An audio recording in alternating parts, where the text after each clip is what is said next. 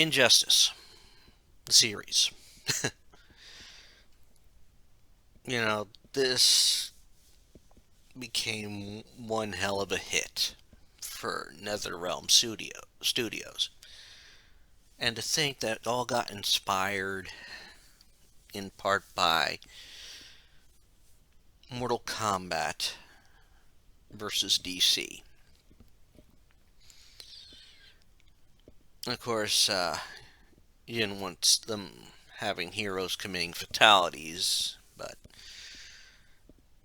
look at how it evolved. It became DC's premier fighting franchise.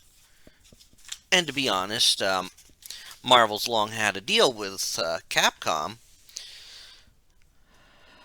so it only really sort of helped them.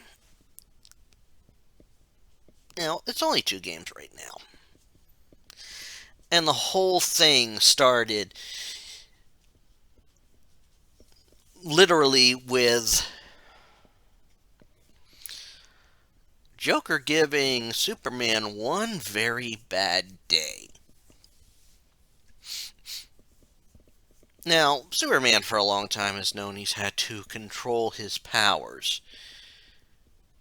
I mean, literally, he is always keeping it under control because a lot of what he could do, he could level a building just with the flick of a finger. So he has always been a man to keep his emotions in check, keep his strength in check. And he's always been the Boy Scout.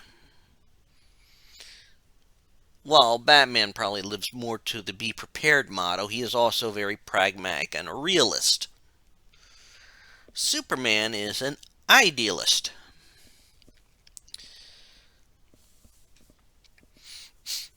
So, Joker pulls off one hell of a plan. He basically had Superman drugged, had a nuclear bomb hidden in Metropolis, a nuclear bomb whose trigger was linked to Lois's heart rate, and had Superman thinking she was Doomsday. And that was literally it. And what began the universe of Injustice. I think one of the strongest things Joker can do is make someone break their personal codes. I mean, literally. The only reason the Joker has never won to Batman in the big scheme is that Batman will not kill him.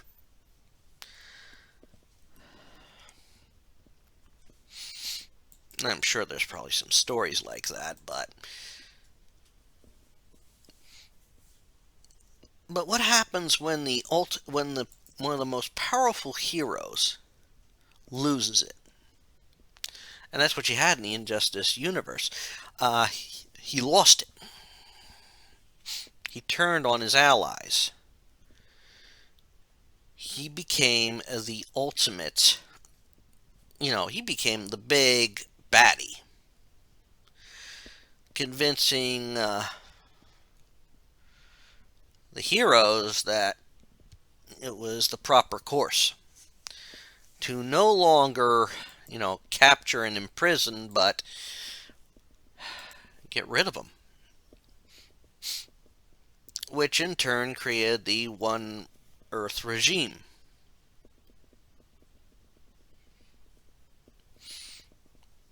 And there were heroes that eventually turned on each other and all that. But what you also saw was that some of the villains didn't necessarily agree. They were starting to help heroes. Now, In this Injustice universe, we have Lex Luthor, who is a friend to Superman, his closest friend, who also sees the danger that Superman now poses. He's also wise enough to see that Batman, being head of the insurgency, is probably the best person to keep alive.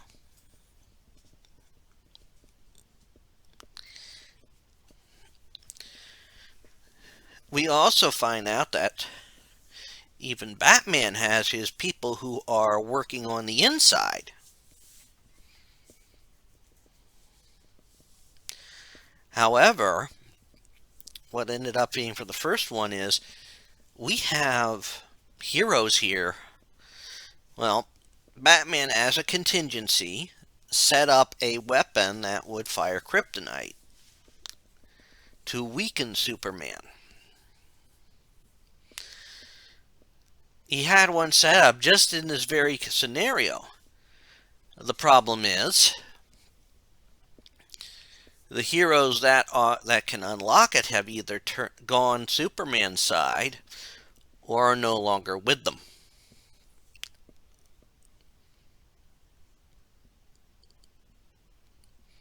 And so now we have another mess to straighten out. So what do? Well, they basically bring forth people who bring part themselves from another alternate timeline. And even our Batman realizes that the only one who could possibly right now stop their Superman is Superman. But we also see such villains like Deathstroke and, well, as I said, Lex Luthor, but these guys are fighting the good fight. Harley Quinn, in this universe, in the Injustice universe, well, she's been helping Bats. And she's also shown that she's outgrown Joker, even though Joker from the other universe came over as well.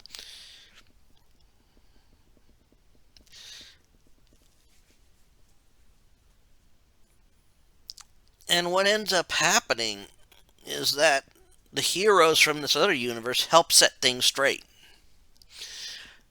They stop Superman. They put him in a, quote, red sun jail cell.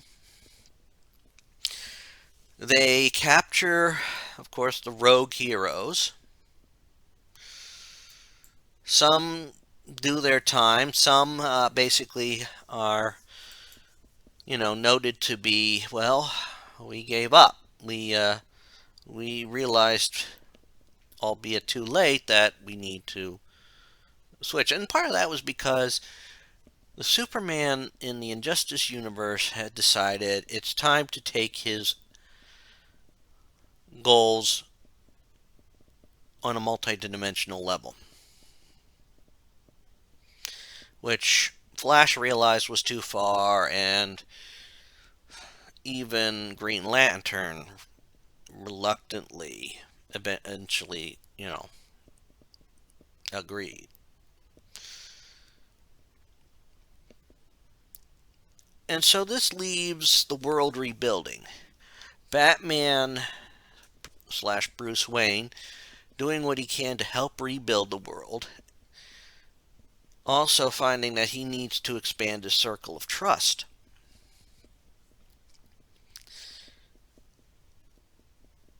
Now, in this universe, we learn what destroyed Krypton.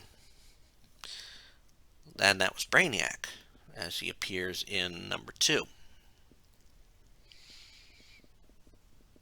And so we now have a threat to Earth, and we also have a new villainous group showing up known as the Society, working in leagues with such individuals like Scarecrow. And of course, we have other things going crazy. Slaughter Swamp being the setting, and we see Swamp Thing, who is the guardian of the green in this universe. Of course, another person working for the green is Poison Ivy. And of course, she's not even certain that Bruce Wayne is doing enough. So, I mean, Poison Ivy has become less and less a villainess and more an anti-heroine, just like Harley has been. Although Harley's probably further along it than Ivy.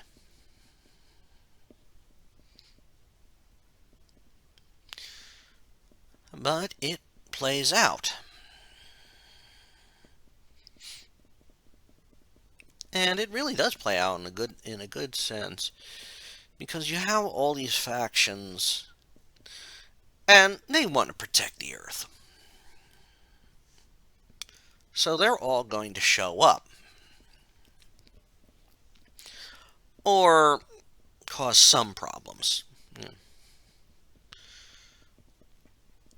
Sometimes people don't always see the big picture. In the end, but even as it is, Batman, with the threat of Brainiac, and also now the appearance of Supergirl, who is, for an amount of time, only received a partial truth from two who supported Superman. However, we see also that even those who are with Superman, realize that while Superman is usually a more straightforward brute force, sometimes he's using his noggin. Batman's a little quicker on the improv and planning.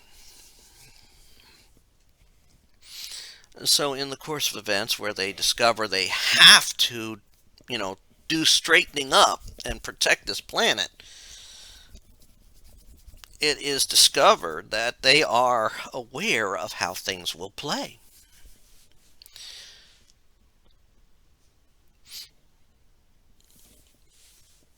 And so while they are all joining forces, they also have Guerrilla Grodd Society, who, until they realize that there's not going to be an Earth to work with while Grodd is sort of in league with Brainiac, we're going to turn on him.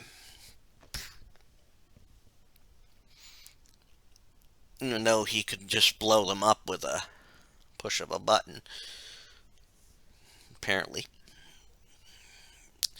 Taking a book out of the Suicide Squad book. But, they do what they can. And in the long run, they do eventually get to Brainiac. They do defeat him, and you actually have a choice of how you want it to end. With ultimate or absolute power, i.e. siding with Superman, or absolute justice. And I think actually the absolute justice is the better ending. Because I think it would better set up for a Injustice 3. Which still is a question mark. At least at the time of this recording.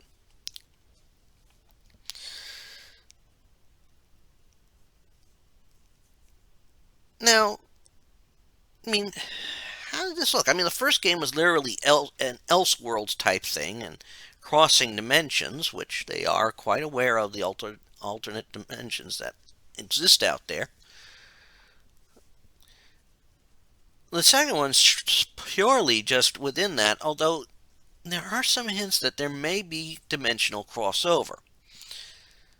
Because in Injustice 1, Green Arrow is apparently dead, but in Injustice 2 he's back. But he does say, I know I'm the new kid on the block here.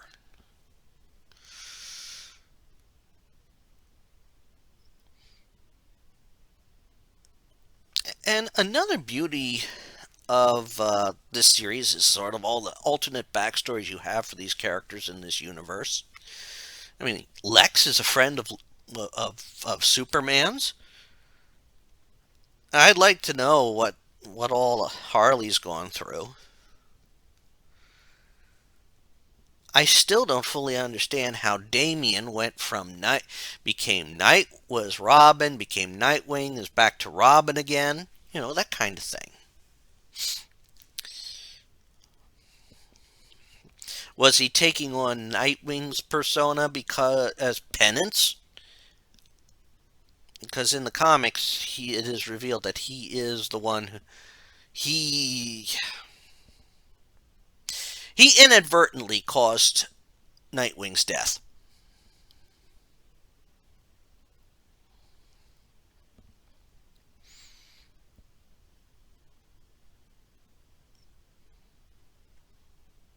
And with the ultimate justice ending, it shows that this world is, like in all worlds, you have to take the good with the bad.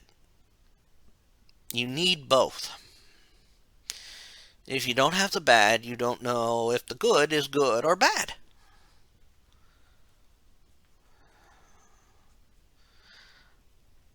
I also love that they used with the Injustice series, they used something that has been thrown out there since the game Killer Instinct, and that is the two life bars being for the whole.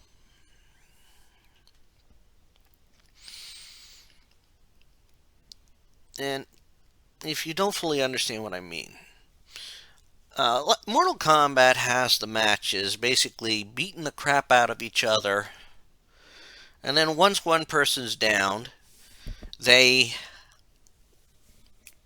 next round starts with the life bars refilled for both sides. And this had been a staple in fighting games, except in such a thing like an endurance match.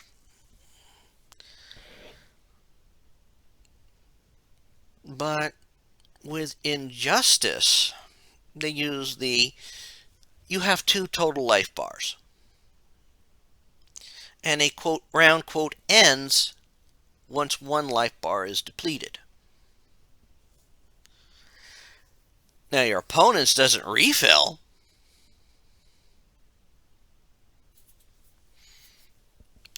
So you have a chance to, bring them down to your level.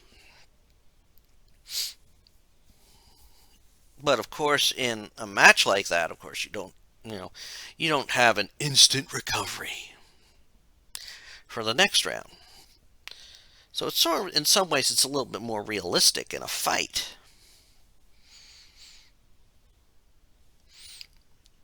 They also introduced the Clash in this series, which is not something you see in every fighting game,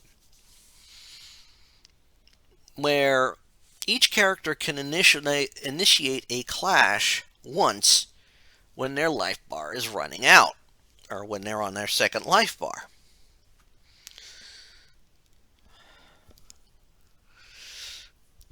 And then the clash is using up your built up power to perform super moves or enhanced moves, and it becomes a strategy. Because if you use it, you're wasting your energy. But at the same time, you have to realize, do I want to win this clash? Or do I want to fudge it? And it's a strategy thing.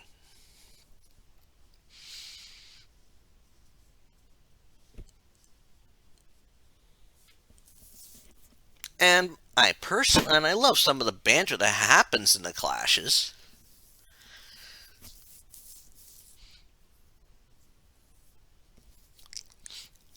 I personally love it where we have the super. I personally, when I have gotten into the clashes, I purposefully, if I know I'm not going to win, or the best we can do is tie, and I have a distinct advantage going into the clash, I'm just going to let them win it. Because then I can just, while they may get a health restore, I could just take it away with a well-timed super move. It's a strategy. I also want to point out that both of these games have a stage transition mechanic, where if performed at the right place, you can literally transition from one stage in one area to another stage in that same area.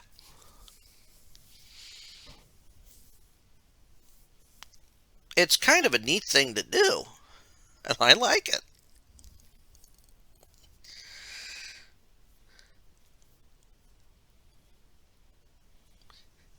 Because it's just so neat to pull off.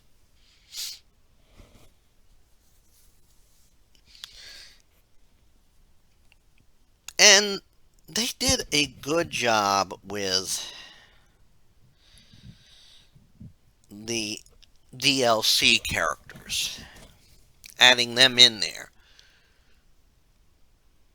While a majority of them are also DC heroes, and it should be noted that of the DLC, none of them have ended up as a playable character in a success in a in a subsequent in the following games. The first games you had, and that's to this point. I mean, the first game you had secret characters of Zatanna, Batgirl, Martian Manhunter. They are our quote on the hero side, and Zod, Lobo, and from MK Scorpion on the villain side. Of course, Scorpion is a somewhat of a reluctant villain.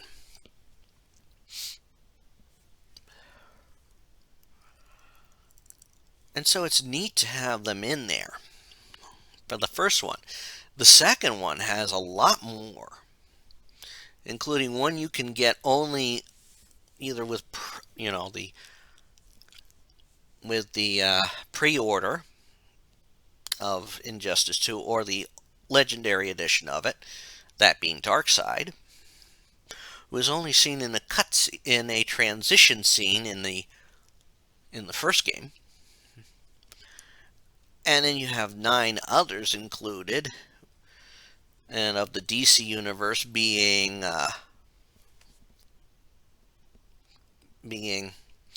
Red Hood, Jason Todd, Starfire, Black Manta, Atom, and Enchantress. You have from Mortal Kombat Raiden and Sub-Zero,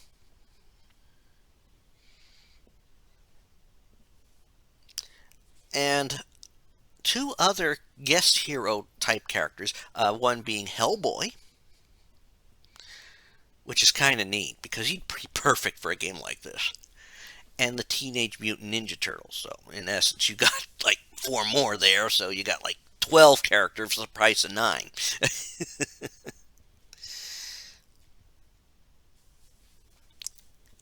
And it just shows how well they think these out, they think these licenses out. They work very well. And you have they always throw in some references to previous games and previous titles. I mean, look at what we're dealing with. We're dealing with all these characters from Mortal Kombat, with all these heroes. And the interactions are, priceless. And they keep playing on them. And of course, each character has their own backstory and ending story, which either, quote, aligns with what is playing out or doesn't. The game's beautiful. The series is beautiful. And I do hope there's an Injustice 3. With Superman imprisoned in the Phantom Zone, somehow his getting released could bring other villains that have been put in the Phantom Zone. We probably could see more alternate universes. And there's so much to work with in the DC Comics universe. I mean, and you could probably come up with outfits that are based off some of the DC movies. Don't know how much Margot Robbie would like seeing the costume they gave Harley when she plays Harley in the Injustice series.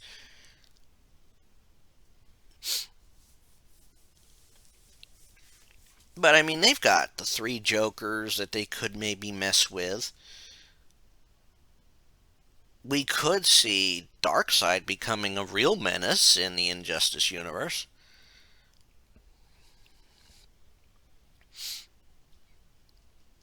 We could have a whole mess of things. Maybe we could have the Blackest Night happen. I mean, we've already had Atrocitus. So maybe we'd have more Red Lanterns show up. More Red Lanterns, maybe more Dexter. And the Red Lanterns have actually gone from villainous to more anti-hero.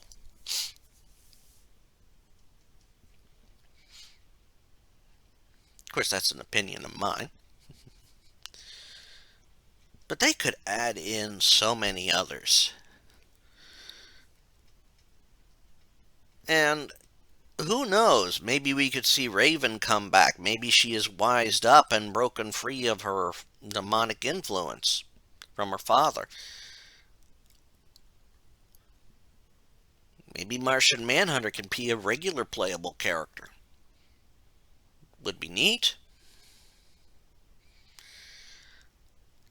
Maybe we could see, Black Adam showed potential from becoming a villain to an anti-hero at best. Even Bruce wouldn't go after him if he's in his own country. That's the beauty of it. There is so much they could work with. They could bring back characters who are, quote, dead with the whole multiverse. Have Shazam come back. Maybe we could have Solomon Grundy return a little bit more smarts. He's capable of it.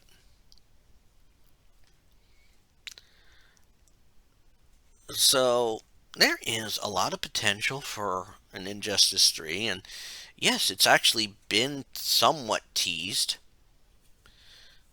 When Joker as a DLC for MK11. If you listen to some of his mirror match banter, and that was kind of funny. There is, like I say, there is so much potential for Injustice 3, and it is a shame that We haven't seen it yet. And it could be, quote, shelved right now because who knows what NetherRealm Studios is going to do. Maybe they're going to do Mortal Kombat 12 before they do Injustice 3.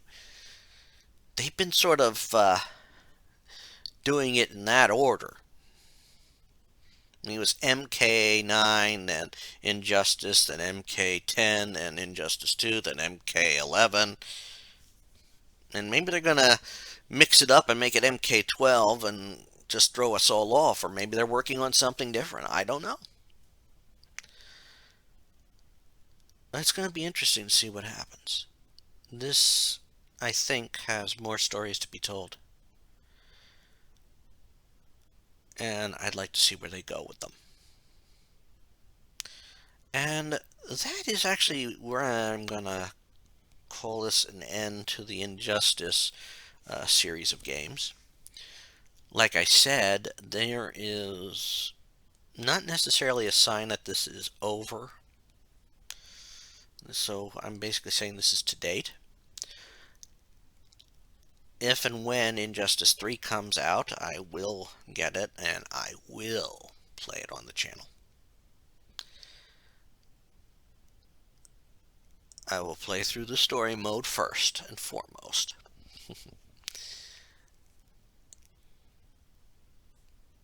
And then I'll do ladders. I plan to do ladders for all the games.